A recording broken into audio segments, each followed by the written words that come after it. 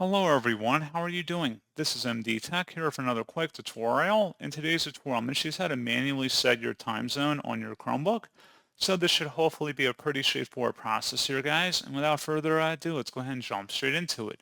So all I have to do is open up the launcher menu and you want to search for settings. Best result should come back with settings. Open that up. On the left panel, scroll down and select System Preferences. On the right side underneath date and time, you want to select where it says time zone. Go ahead and select that. And then select the choose from list option and then click the drop down. Select the appropriate time zone from the list and that's all you have to do. So pretty straightforward process, guys. And as always, thank you for watching. I do hope that was able to help you out and I do look forward to catching you all in the next tutorial. Goodbye.